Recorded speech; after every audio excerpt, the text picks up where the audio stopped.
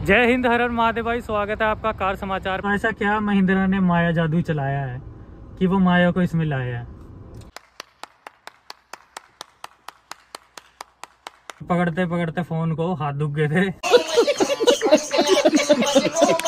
बड़े यूट्यूबर हैं जिनको कंटेंट चाहिए नया नया। मुझे क्यों तोड़ा? जय हिंद, हर हर महादेव भाई। स्वागत है आपका कार समाचार पे। आज मैं आ गया हूँ भाई महिंद्रा के शोरूम और आज हम बात करने वाले हैं महिंद्रा की ईवीज गाड़ी के बारे में। और मतलब हम भाई इनकी पूरी आज सच्चाई निकालेंगे, पूरी सच्चाई खोद के निकालेंगे कि आखिर इनकी ईवी का असली सच क्या है। तो उसके लिए हमारे साथ जुड़ेंगे भाई ईवी के एक्सपर्ट। आइए देखते मजा आएगा। तो भाई जितना मैं बता सकता था आपको इस गाड़ी में, मैंने पूरी कोशिश करी है भाई अपना बताने की। और मतलब इस गाड़ी में फीचर इतने हैं, मैं सच बताऊं तो बताते बताते कुछ फीचर्स मैं भी भूल चुका हूं। और इस गाड़ी को और अच्छे से एक्सप्लेन करेंगे भाई हमारे साथ सतीश पासवान भाई। तो कैसे हो सतीश पासवान भाई? बढ़िया जी। तो भाई एक बार स्वागत है आपका कार समाचार में और थोड़ा इंट्रोडक्शन दे दो भाई। माय सेल्फ सतीश, और आज मैं आपको इस गाड़ी के बारे में ब्रीफ करने वाला हूं कि एक्चुअल में जो महिंद्रा की ईवीज है वो क्यों डिफरेंट है अकॉर्डिंग टू मार्केट। तो भाई सबसे पहले हम बात करते हैं इसके लुक और डिजाइन के बारे में, है ना। तो जैसे इनकी B6 थी भाई, वो मैंने जब देखी तो मतलब देख के एकदम डिफरेंट लगी, जैसे एकदम पूरी स्पोर्टी वाइब, एकदम तगड़ी सी। दूसरी तरफ हम बैठे हैं XEV9 में और इसकी अगर हम बाहर से लुक देखें तो इसकी लुक है भाई थोड़ी मतलब ऐसा फैमिली कार टाइप। तो महिंद्रा ने इतना डिफरेंस क्यों खेला भाई दोनों गाड़ियों में? इस पे जरा आप रोशनी डालो भाई। बिल्कुल सही बोला है आपने।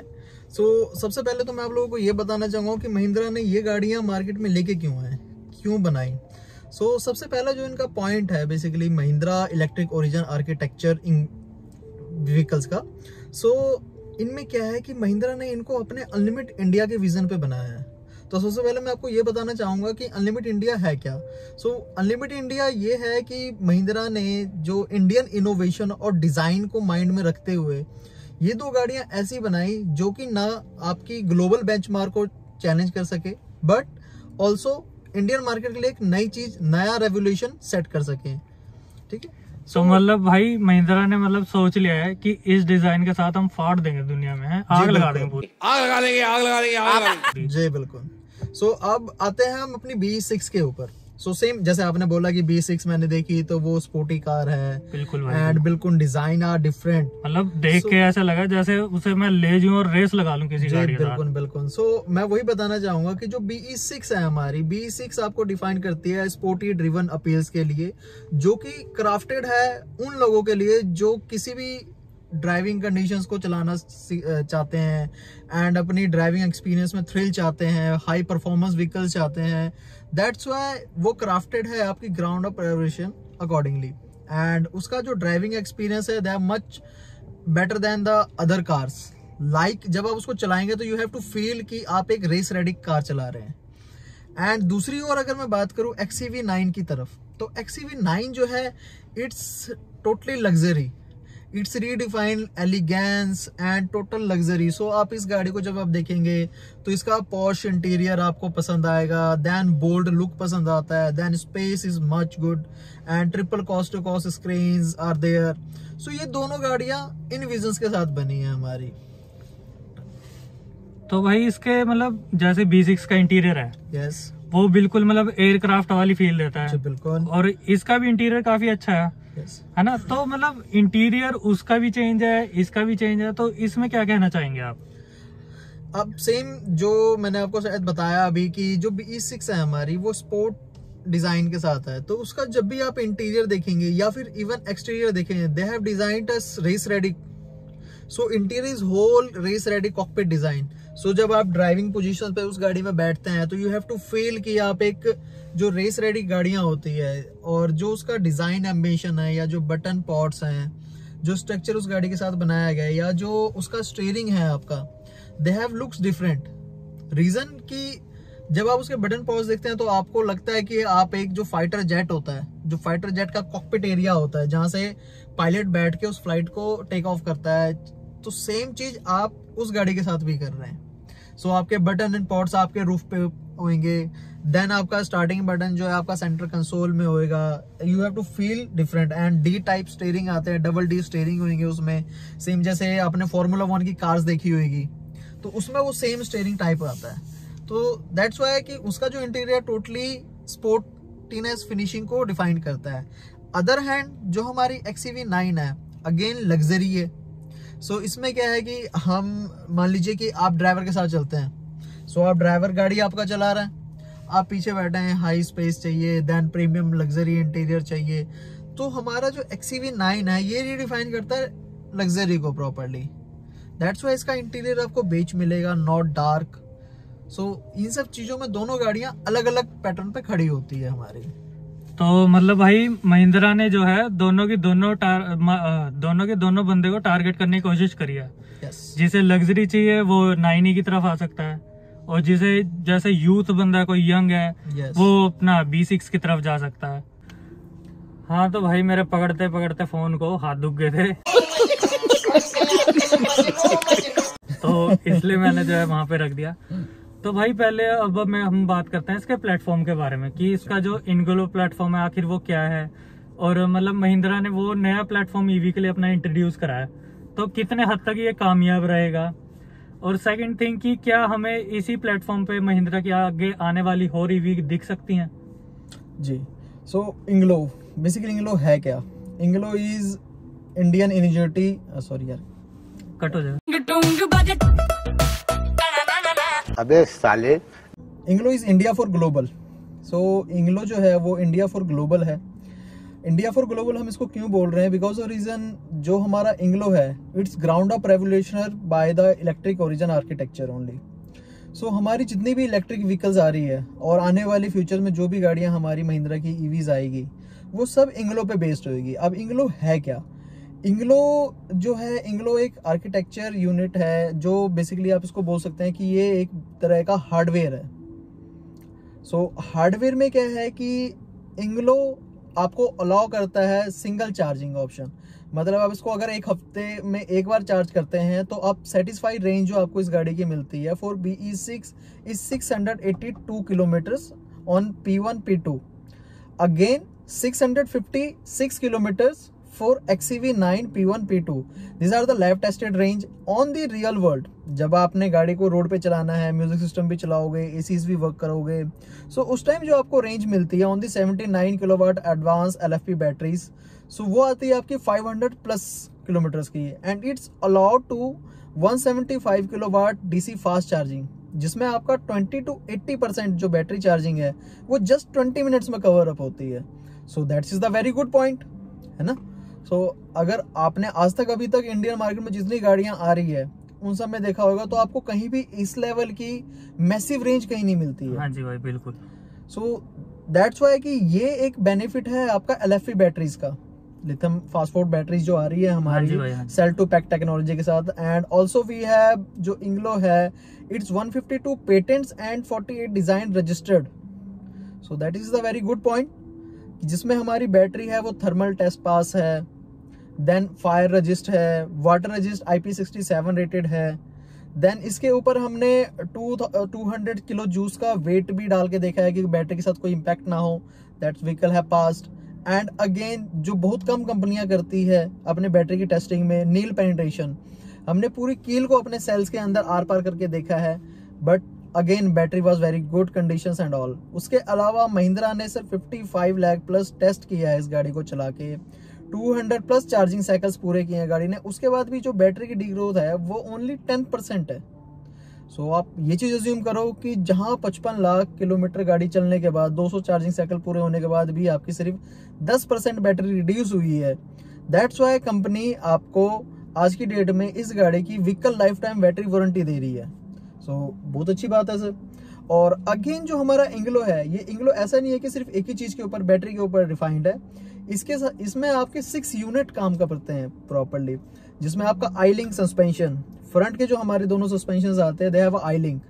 तो आपस में आई लिंक सस्पेंशन है जिसमें आप किसी भी बम्पी एरियाज में जाते हैं तो आपको बेटर कुशन और बेटर राइड परफॉर्मेंस मिलती है। अगेन जो रियर सस्पेंशन आएंगे आपके वो 5 लिंक सस्पेंशन आते हैं, एंड 5 लिंक सस्पेंशन के साथ साथ आपके सेमी एक्टिव डैम्पर्स भी आते हैं गाइस। सो सेमी एक्टिव डैम्पर्स का आपको बेनिफिट क्या होता है कि आप किसी भी रोड कंडीशंस में जा रहे हैं वो ऑलरेडी एक्टिव रहते हैं कि आप किसी अगर हाई बम्प एरिया में जा रहे हो तो आपकी बाउंसिंग पावर को रिड्यूस करे और इंटरनल कैबिन को सॉफ्ट रखे और आप स्मूथ राइड परफॉर्मेंस करें। जब आप किसी रोड पे जा रहे हो, हाई ड्राइव कर रहे हो, तो आपकी गाड़ी स्टेबल हो, फ्रिक्वेंटली बनी रहे, आपकी मूवमेंट में ना आए।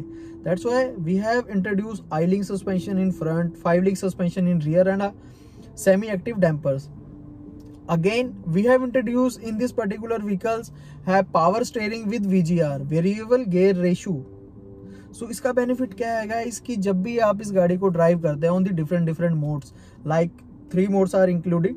रेंज मोड आता है इस गाड़ी के अंदर, एवरीडे मोड आएगा इस गाड़ी के अंदर, और तीसरा जो लास्ट है वो आपका रेस मोड आता है. सो तीनों मोड्स के अंदर आपकी गाड़ी डिफरेंट वर्क करती है. मान लीजिए आप रेंज में चला रहे हैं तो आपको रेंज बेटर मिलेगी, पावर आउटपुट कम मिलेगी, है ना. यस. तो सेम उसके साथ ऐसा नहीं है कि हम सिर्फ रेंज के साथ खेल रहे हैं या रेंज के ऊपर काम किया हमने, नहीं. हमने इस गाड़ी के हर एक मोड्स के अकॉर्डिंगली हर एक चीज को ट्यून किया है.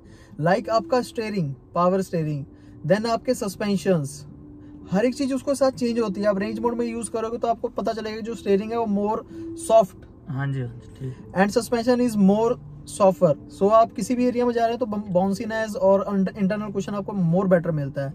अगेन एवरीडे मोड में आएंगे हल्का सा स्टीयरिंग और हार्ड हो जाता है. रेस मोड में आएंगे जब, अब तो स्टीयरिंग आपको उस टाइम थोड़ा ज्यादा हार्ड मिलेगा, सो दैट की वो तो चाहिए भी. यस, तो ये नॉर्मली नहीं होता है बट इस गाड़ी के साथ इंट्रोड्यूस हुआ है. उसके अलावा जो स्टीयरिंग है आपका ये अलाउ करता है आपको 10 मीटर का शॉर्टेस्ट टर्निंग रेडियस. सो अगर आपने एक छोटी सी जगह में भी गाड़ी को घुमाना है तो आपकी गाड़ी इजिली घूम सकती है. किसी गली में लेके जा रहे हो, कंजेस्टेड गली है, तो वहां भी अगर आपकी गाड़ी घूमना चाहती है तो इजिली आप उसको घुमा सकते हो. अदरवाइज नॉर्मली जो हायर लेवल के टर्निंग रेडियस होते हैं उसमें क्या होता है कि आपको गाड़ी को पूरा घुमाना पड़ता है. देन इसका बेनिफिट ये भी है कि सर गाइस आप जब चला रहे हो उस गाड़ी को कॉन्टिन्यूटी में, तो क्या होता है कि आपका जो स्टीयरिंग है अगर आप उसको शॉर्टेस्ट टर्न भी प्रोवाइड करते हो तो वो आपकी गाड़ी को टर्न करने में पूरी हेल्प करता है आपकी. That is the benefit. Again we have introduced brake by wire technology guys.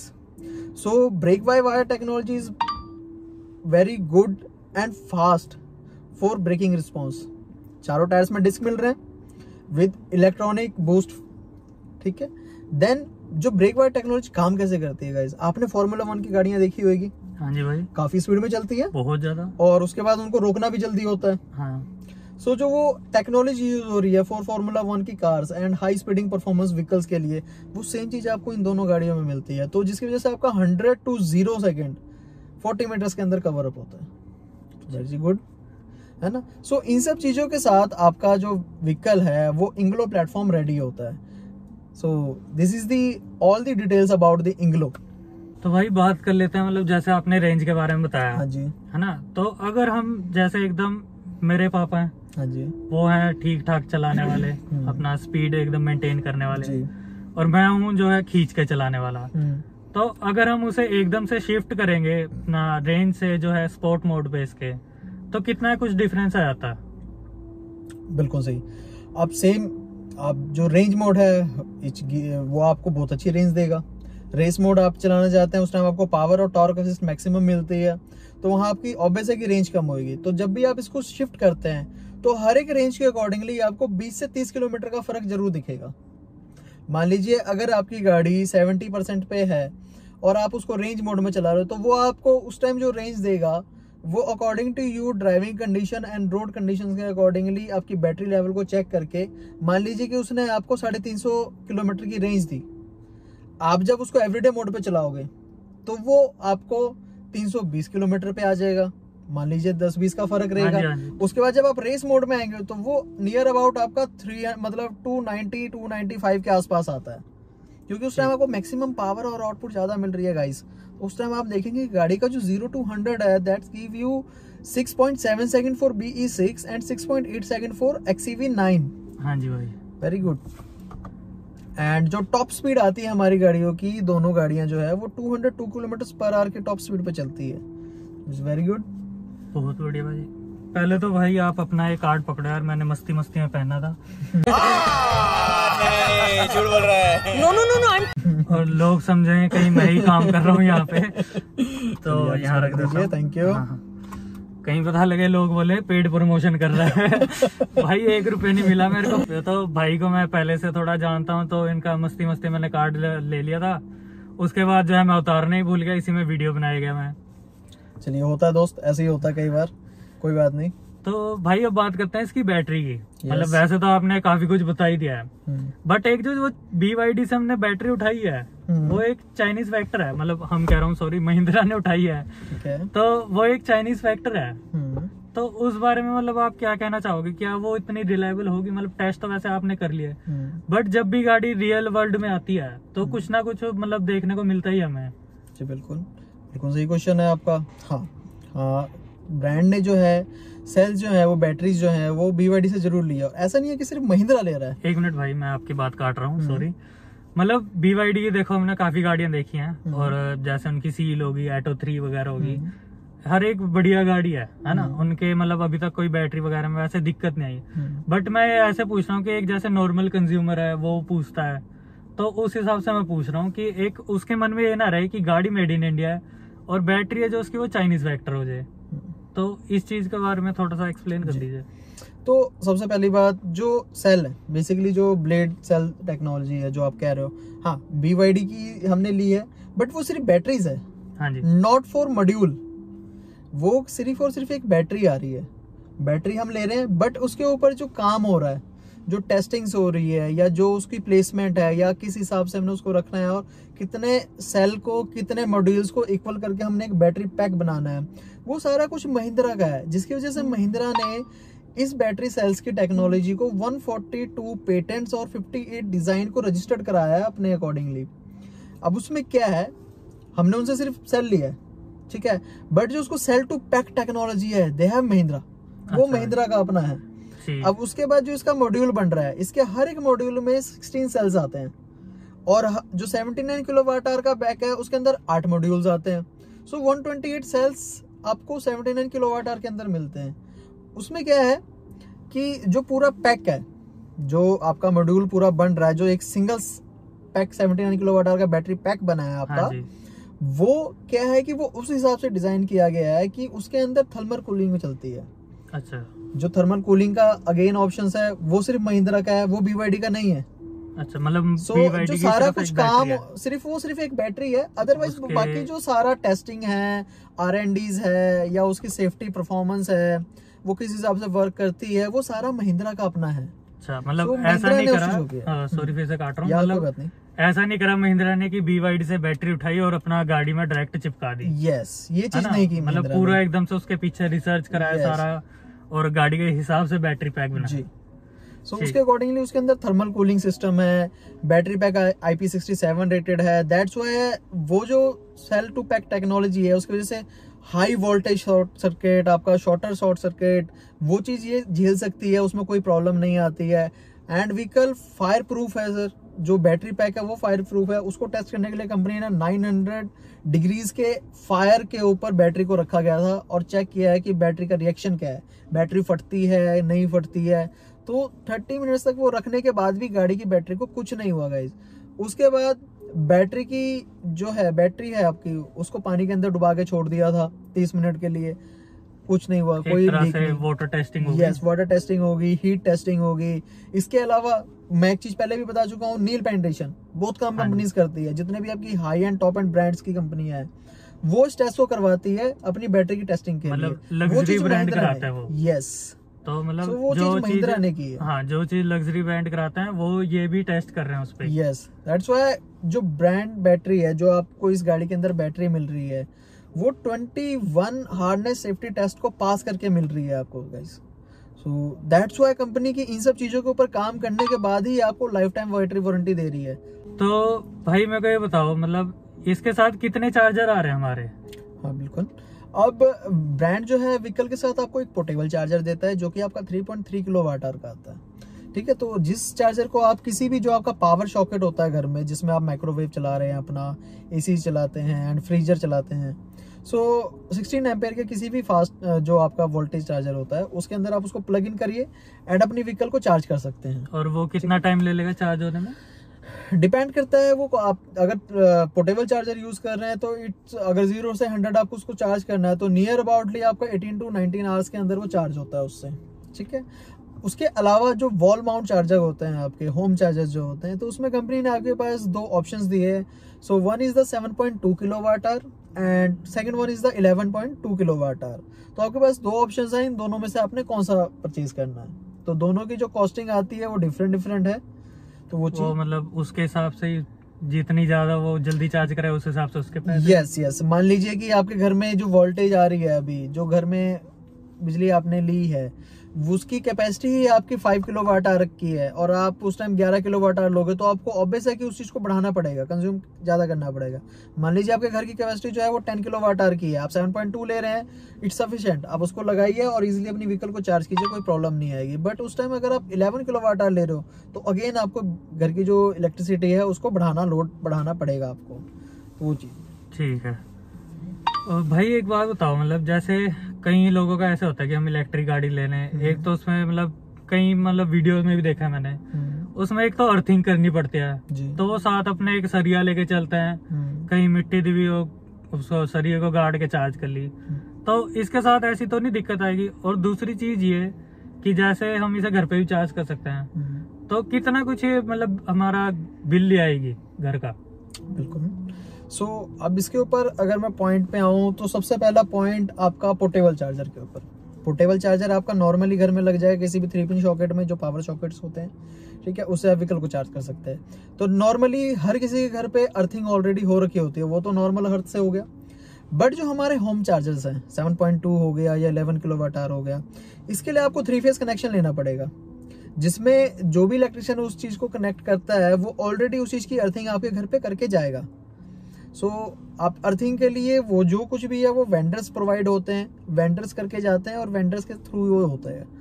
आपको ऐसा नहीं है कि कहीं भी सरिया लेके जाना है और वहां चार्ज अगर लगाया तो आपको व्हीकल के साथ वो लोड करना है, ऐसा कुछ नहीं होता है, ठीक है। और जैसे अगर हम बाहर कहीं गए तो फिर तो हमें करना ही पड़ेगा, देखो चार्ज करने के लिए, अगर कहीं पे नहीं है तो चार्ज तो आपको करना ही पड़ेगा। वैसे तो आजकल चार्जर मिल ही जाते हैं हर जगह, बिल्कुल मिल जाते हैं। और सबसे बड़ी बात, आप अगर जैसे घर की मैं बात करूं, अगर आप घर पे चार्ज कर रहे हैं इस गाड़ी को, so 1 kilowatt hour is equal to 1 unit, okay.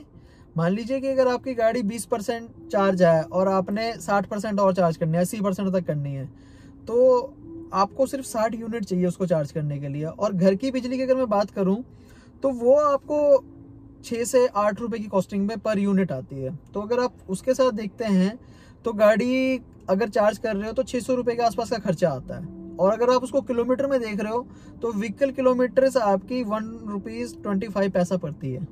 1 रुपए 25 पैसे के अंदर आपकी गाड़ी 500 किलोमीटर तक चल सकती है। पेट्रोल से सस्ती ही पड़ेगी, पेट्रोल और डीजल से तो सस्ती है। इसके अलावा जो डीसी चार्जर्स होते हैं गाइस हमारे, सो डीसी चार्जर हर एक एरिया में और हर एक वेंडर्स के अकॉर्डिंगली डिफरेंट चार्ज करते हैं। कई जगह आपको 12 रुपए भी मिल जाएगा, कई जगह आपको 18 रुपए भी मिलेगा, कई जगह आपको 24 रुपए भी मिलेगा। मान लीजिए कि अगर हम 24 रुपए यूनिट से आपकी गाड़ी को 79 यूनिट में चार्ज करते हैं, आपकी नियर अबाउट कॉस्टिंग आती है 1200 रुपए के आसपास। उसको अगेन आप 500 किलोमीटर के अकॉर्डिंग देखोगे तो वो गाड़ी की कॉस्टिंग आपको 3 रुपए 25 पैसे के आसपास पड़ती है गाइस।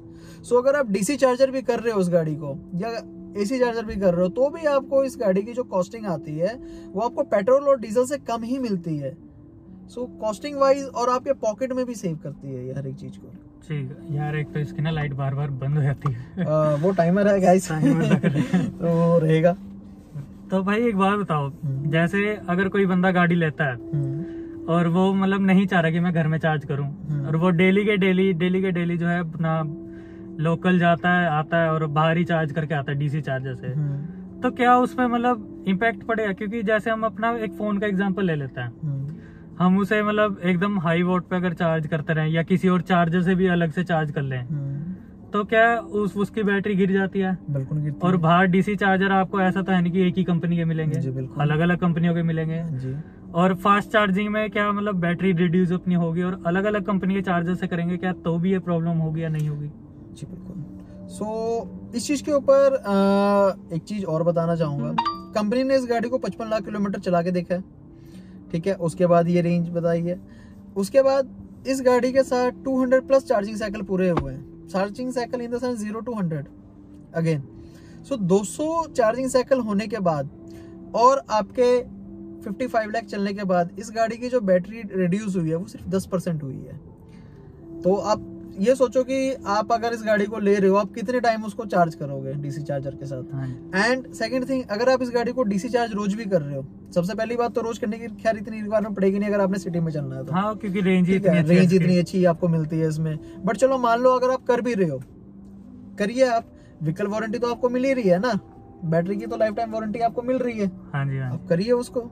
ठीक। और अपना डीसी चार्जर में कितने मतलब टाइम लगता है 0 to 100 होने में? वो भी सेम डिपेंड करता है कि आप डीसी चार्जर भी कौन सा लगा रहे हैं। अब कई जगह डीसी चार्जर आपको मिल जाएंगे 30 किलोवाट आवर के, कई जगह 60 किलोवाट आवर के मिलेंगे, कई जगह 80 भी मिलेंगे, 120 भी मिलेंगे और 180 भी मिलेगा।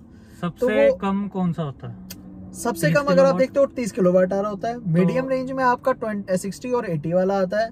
फिर फास्ट चार्जर 120 से स्टार्ट हो जाता है। अल्ट्रा फास्ट चार्जिंग आपका 170, 200 वो टाइप जाएगा। काम करते हैं हम सबसे कम से लेके चलते हैं 30 से। तो अगर हम 30 किलोवाट वाले पे लगा रहे हैं तो 0 to 100 कितना टाइम में हो जाएगा? आप अगर 30 किलोवाट आवर के साथ लगा रहे हो 0 to 100 नियर अबाउटली आपकी गाड़ी चार्ज होएगी 2 से 2.5 घंटे के अंदर। 2-2.5 घंटे मतलब अगर हम कहीं लॉन्ग टूर पे जा रहे हैं। बिल्कुल, आप लॉन्ग टूर पे जा रहे हैं, रुको 2-2.5 घंटे रेस्टोरेंट वगैरह पे रुके खाना खुना खाएंगे, उतने में आपकी गाड़ी चार्ज हो जाएगी। और मतलब अगर हमें 100 नहीं चाहिए, इतनी चाहिए कि हम वहां तक पहुंच जाए, हमारा जो है घंटा 2 घंटे का सफर बचा है, तो उसके लिए कितना टाइम लगना पड़ेगा? उसके लिए आपको ये देखना पड़ेगा कि आपकी गाड़ी कितना चार्ज है उस टाइम और आपने कितने किलोमीटर और चलना है। ठीक है, मान लीजिए कि आपकी गाड़ी 30% चार्ज है और आपने आगे चलना ही सिर्फ 60 किलोमीटर है, तो जरूरी नहीं है कि आप उसको 2.5 घंटे के लिए चार्ज में लगा कर रखें 30 किलोवाट आवर के साथ। आप उसको अगर 30 से 35 मिनट तक भी चार्ज करते हैं या 40 मिनट तक भी चार्ज करते हैं तो आपकी गाड़ी उतना चार्ज कर लेगी कि आप उस डिस्टेंस को कवर कर सकते हैं। तो उसके बाद आप घर जाएंगे, उसको दोबारा चार्ज कर सकते हो।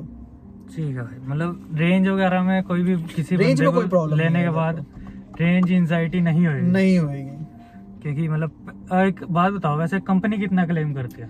कंपनी जो क्लेम कर रही है, अगर आप XCV9 ले रहे हैं तो सेटिस्फाइड रेंज जो है आपकी MIDC P1 P2, तो वो XCV9 के अंदर 656 किलोमीटर की मिलती है आपको, एंड BE6 के अंदर आपको 682 किलोमीटर की मिलती है, जो कि सेटिस्फाइड है आपकी MIDC रेंज। ओ सॉरी, फोन आ गया था हमारा। कोई नहीं, अब कंटिन्यू करते हैं। सो ये थी हमारी MIDC रेंज जो आपको P1 P2 में मिलती है दोनों गाड़ियों की। और on the real world 79 kilowatt hour battery pack के साथ आपको ये गाड़ियां 500 प्लस की रेंज देगी, जो कि टेस्टेड है 21 सिटीज के अंदर। भाई उसमें मतलब फुल AC और सारा कुछ? यस, उसके अंदर आपका ACs, म्यूजिक सिस्टम, वो सब कुछ वर्किंग कंडीशन में। देन व्हीकल रेड लाइट्स पे स्टॉप गो, वो सारा कुछ कवर्ड अप है। ठीक है भाई, ये तो मतलब बढ़िया सी रेंज देती महिंद्रा ने है। और ये टेस्टेड हुई है आपकी चंडीगढ़, गुजरात, राजस्थान, चेन्नई, बैंगलोर, मुंबई, तो ये 21 सिटीज के अंदर प्रॉपर टेस्ट किया गया। उसके बाद ये 500 प्लस की रेंज आई है ऑन दी सिंगल चार्ज। भाई अभी इसकी बुकिंग खुल गई है जैसे कल से जी, तो टोटल कितनी बुकिंग आ गई है? So first day Mahindra has again recorded best in time. So इन्होंने 30,178 बुकिंग सिंगल डे में करी है, जिसका नेट वर्थ रुपीज 8,27 लाख का है। तो भाई जैसे बुकिंग तो मतलब इन्होंने हर बार रिकॉर्ड तोड़ा ही है। यस, चाहे आप 700 में ले लो, N में ले लो, किसी में ले लो, बट जब डिलीवरी की बारी आती है तो लोग वेट कर करके थक जाते हैं यार, ऐसा क्यों है? अब उस चीज को महिंद्रा ने इस टाइम सबसे कम किया है। सबसे अच्छी बात यह है क्योंकि जो EVs की लाइन है, जो EVs प्रोडक्शन लाइन है, ये बिल्कुल असेंबलिंग लाइन ही चेंज कर दी है इन्होंने। सो इसमें क्या बेनिफिट है, आप अगर देखेंगे तो मिड ऑफ द मार्च से डिलीवरी स्टार्ट हो रही है गाड़ियों की। अच्छा, मतलब अभी से अगले महीने से आपकी डिलीवरी स्टार्ट हो जाएगी और हर किसी को जल्दी प्रायोरिटी पे गाड़ियां मिलनी स्टार्ट हो जाएगी। मतलब चलो महिंद्रा ने ये चीज EV में कर दी, बट बाकी गाड़ियों में कैसे होएगा?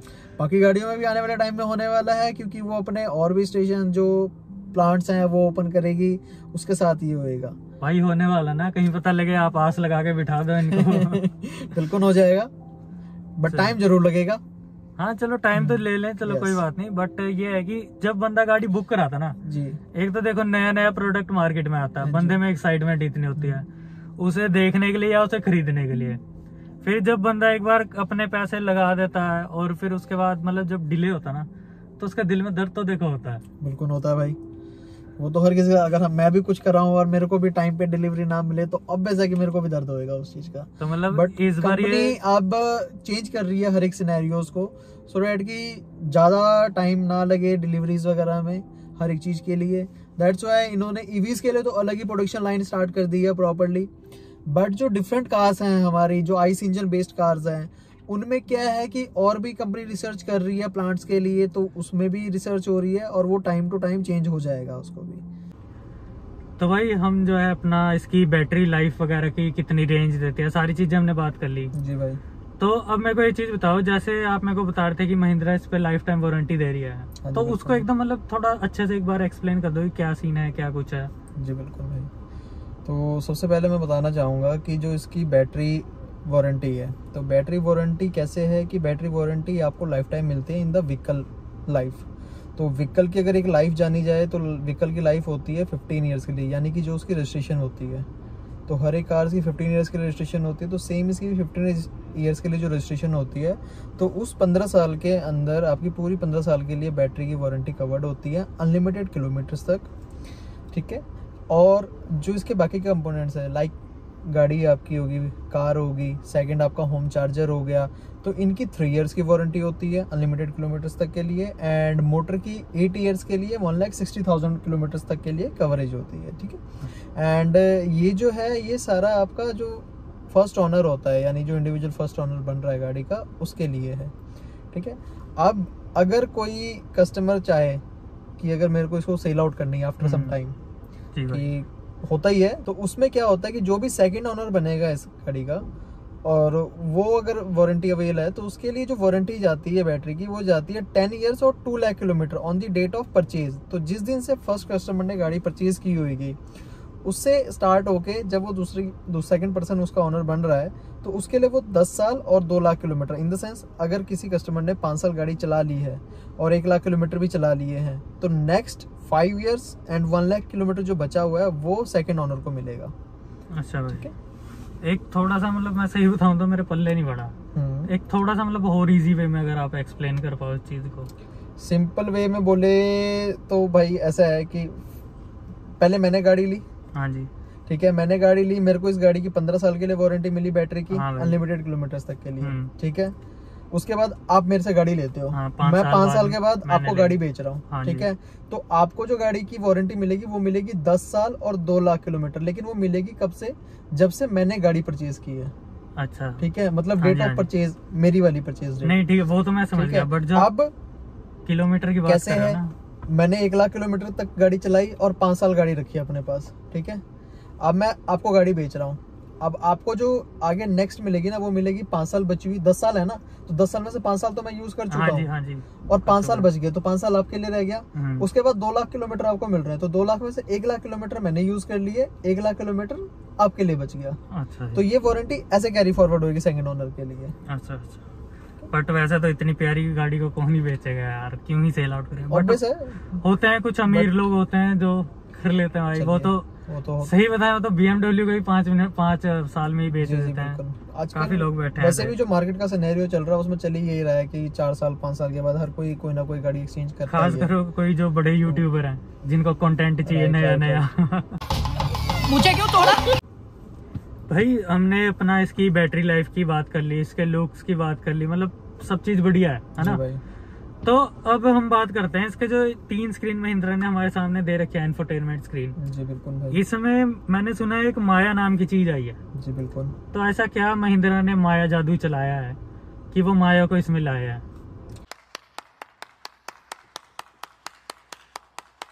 माया जो है बेसिकली महिंद्रा ने जो माया इसमें इंट्रोड्यूस किया है, सबसे पहले तो बताना चाहूंगा जो माया है वो इंस्पायर्ड हुआ है हिंदी के संस्कृत वर्ड से। अरे कहना क्या चाहते हो?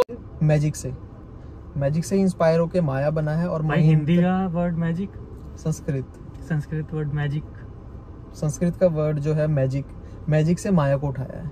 तो माया महिंद्रा के लिए क्या है? Mahindra artificial intelligent architecture. ठीक है। अब इसमें महिंद्रा ने एडिशनल क्या है, महिंद्रा का जो माया है ये world fast automobile mind chipset है। ठीक है। ऑटोमेटिक माइंड चिपसेट रहेगा, जिसमें महिंद्रा ने इस गाड़ी के अंदर जो वर्किंग स्टाइल है वो कैसे किया है कि इसके अंदर Qualcomm Snapdragon 8295 प्रोसेसर इंट्रोड्यूस किया है जो 24 GB रैम एंड 124 GB रोम के साथ वर्क करता है। तो अब तक का ये one of the best mind chipset है ऑटोमोबाइल्स के लिए। उसके साथ ही माया ने इसमें जो AI बोल रहे हैं हम, तो AI का जो वर्किंग है वो 51 ट्रिलियन ऑपरेशन पर सेकंड पे है। तो कोई भी कनेक्टिविटी हो या आप कोई स्ट्रीमिंग कर रहे हैं या आप इन्फो में जो स्क्रीन्स हैं उनको टच कर रहे हो, तो जो कनेक्टिविटी है या जो उनका रिस्पॉन्स है वो बहुत ही ज़्यादा क्विक है। सेकंड थिंग, माया जो है वो हर एक चीज़ को अपने साथ जोड़ के रखता है। लाइक आप अडैस जब भी यूज़ कर रहे हो तो अडैस में वो सेफ्टी फीचर्स आपके ऐड ऑन करता है कनेक्टिविटी के साथ। देन आप इसमें यूट्यूब चला रहे हो या म्यूजिक सिस्टम यूज़ कर रहे हो तो उसकी जो साउंड क्वालिटी है उसको इन्हेंस करता है माया हर एक चीज़ वो गाड़ी का एक हिसाब से वो माइंड है पूरा गाड़ी का ना, तो वो इस चीज़ को वर्क कर रहा है। सेकेंड थिंग, माया के साथ जो और क्विड होता है वो इसका वाईफाई 6.0 एंड ब्लूटूथ 5.2, ठीक है, and 1 GB Ethernet inside vehicle रहता है कम्प्लीटली। तो वो सारी चीज़ें जो है वो माया के साथ वर्क करती है। अगर आप जैसे देखते हैं इसमें लाइव फीड करके एक फीचर भी आता है, ठीक है, तो उसमें सिक्योर 360 जो कैमरा है, नॉट दैट इवन की exterior camera, even interior camera also. So उनके साथ क्या है कि आप अगर गाड़ी कहीं पार्किंग में लगा के गए हो और आप कहीं ऊपर बैठे हो, कॉफ़ी शॉप में बैठे हो, कॉफ़ी स्टोर में बैठे हो या किसी के घर पे बैठे हो, तो आप वहाँ से अपनी गाड़ी का लाइव फीड ले सकते हैं अपने मोबाइल के एप्लीकेशंस पे कि देख सको कि गाड़ी के आसपास कौन घूम रहा है या कोई कुछ छेड़खानी तो नहीं कर रहा गाड़ी में। तो वो चीज़ें इंट्रोड्यूस है माया के साथ, भाई अगर कुछ माया वर्क कर रहा है। अगर हम इसके कैमरा वाली चीज को हटा दें तो ये सेम चीज तो एड्रेनॉक्स भी कर रहा है, बस ये नहीं बताता, दिखाता नहीं कि आसपास क्या है ना। तो ये सेम चीज तो एड्रेनॉक्स भी कर रहा है कि गाड़ी को स्टार्ट हुई, बंद हुई, सारा कुछ। तो ये एड्रेनॉक्स से अलग कैसे है? एड्रेनॉक्स से अलग ऐसे है कि लाइक मान लीजिए जब आप गाड़ी चला रहे हैं ना, नॉर्मली एडैस में क्या है कि वो आपके बिहेवियर को सेंस करता है, राइट। बट इसका जो माया है, माया के साथ जो उसकी वर्किंग स्टाइल है उसमें क्या है कि ये आपको रियल टाइम अलर्ट प्रोवाइड करता है। लाइक अगर आपने पलके झपकाई या आपके स्टीयरिंग से हाथ हट रहा है या आप कोई मूवमेंट कर रहे हो तो इंस्टेंटली आपको वो इंडिकेशन देगा। वो चीजें हैं, तो माया उसको क्विक रिस्पॉन्स प्रोवाइड करता है, तो बेसिकली की सेफ्टी एंड अलर्ट्स आपके बेटर हो जाए। मतलब माया में हमें कोई भी लैग वगैरह इतना देखने को Yes. मतलब देखने को मिलेगा ही नहीं, राइट। चलो ये तो मतलब काफी अच्छी बात कर दी महिंद्रा ने। दैट्स व्हाई महिंद्रा इसको बोल रहा है कि सॉफ्टवेयर ड्रिवन व्हीकल। सो माया जो है एक वो सॉफ्टवेयर जो चिपसेट है स्नैपड्रैगन का फास्टेस्ट, तो वो इसको सारा वर्क कर रहा है। This is the mind for this Mahindra's vehicle. तो ये अपना जैसे B6 है, हम इस वक्त 9E में बैठे हैं, राइट। तो इनका जो टॉप मॉडल है दोनों, बेसिकली हम वही ले लेते हैं, ठीक है। तो इनमें कुछ फीचर्स में डिफरेंस वैसे तो नहीं है, बट एक आधा कोई भी अगर कोई फीचर अगर ऐसा है जो उसमें है इसमें नहीं है, ऐसा कुछ? आप इसमें देखो फीचर्स जो हैं, फीचर्स ऑलमोस्ट सब में सेम है दोनों गाड़ियों में। अब इसमें मेजर जो एक देखोगे तो B6 जो है, B6 के अंदर आपको 2 स्क्रीन मिलती है। हाँ जी, हाँ जी। XEV9 के अंदर आपके पास 3 स्क्रीन आ गई, पहली चीज। दूसरी, जो BE6 है उसका जो टेल है उसमें सिम्फोनी बार मिलती है। तो जब भी आप ग्रूम में ऑन करते हैं या व्हीकल को लॉक कर रहे हैं, अनलॉक कर रहे हैं, तो वहाँ पे लॉक अनलॉक टाइम मैसेज आता है अनलिमिटेड इंडिया करके। उसके बाद जब आप ग्रूम में ऑन कर रहे हैं तो वहाँ पे वो इक्वलाइजर्स बनते हैं, जब गाड़ी के जो लाइट्स हैं वो कम्प्लीटली सिंक होते हैं सॉन्ग्स के साथ, तब। तो वो चीज़ आपकी XEV9 में नहीं है। अच्छा, मतलब सिर्फ 2 इसका डिफरेंस है।